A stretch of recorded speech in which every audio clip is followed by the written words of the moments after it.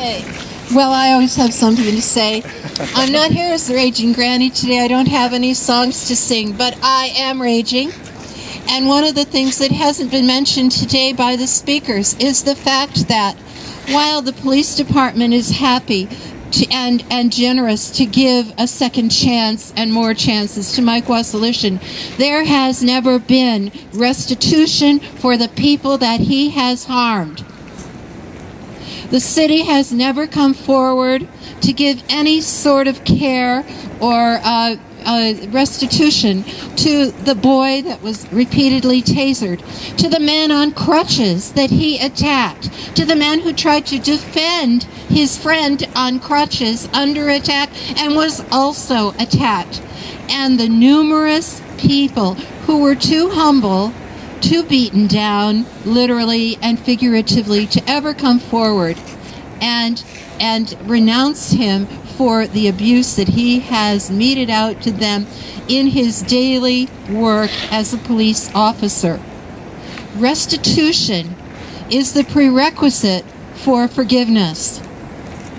One must always come forward and do whatever is necessary as an institution and as an individual in order to make amends for one's mistakes before forgiveness can ever be offered. We have heard some people express concern in that they believe that everyone deserves a second chance and that there needs to be a level of compassion in deciding how to appropriately handle a situation like this. And I think that we all agree that everyone deserves second chances, and we are here because we do feel compassion for our fellow citizens. It's the problem is that the idea of putting someone with a violent past in a position of power where he will be carrying a weapon and challenged with the same level of potential violent situations again in the future, that is the big concern. We believe that everyone deserves a second chance. Not everyone deserves to be carrying a weapon. Thank you. And how do you respond to the forgiveness, he can change defense that's been being put forth by the city? You know, I gave that some thought, and as an elder, I don't teach so much about forgiveness as I teach about consequence of action. When I'm dealing with people who've done any kind of crimes or anything harm to other people, I tell them, you know, there's a consequence to your action. Understand that at different levels there's a consequence. Forgiveness only comes when someone says I'm sorry. Instead of preaching to the choir who are trying to hold this man accountable for his actions and trying to hold the City of Edmonton Police Force accountable for this recent promotion and saying this is unacceptable, instead of saying that we should be forgiving and understanding, they should stand up and say, you know what, we have to take a step back and hold this man accountable, and really, he did wrong.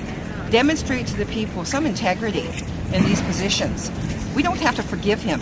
There's a law that he has to abide by, and he's not above the law because he's a police officer.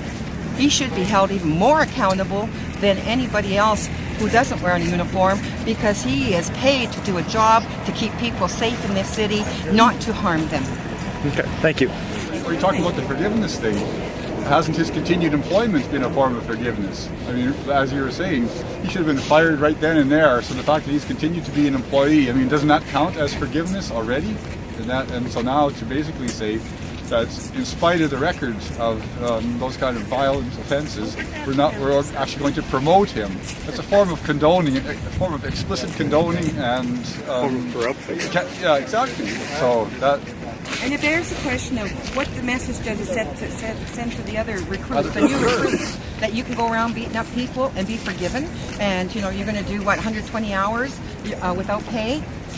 If you harm somebody who's a vulnerable sector, what kind of message is that sending to recruits? I certainly don't want a police force like you've got in the States, you know, where they're doing all kinds of stuff, brutalities. We have to nip this in the bud. Sure. When it's nipped in the bud, the seed doesn't grow. Right. Yeah, explicitly. And if he's supervising people, what is the likelihood that he's going to be responding to complaints about violent behavior when inside he's already not only committed it, essentially condoning it and knowing that he has the support of the department in condoning it, there's not going to be any kind of consequences or curtailing violent behavior, as you say, in new members.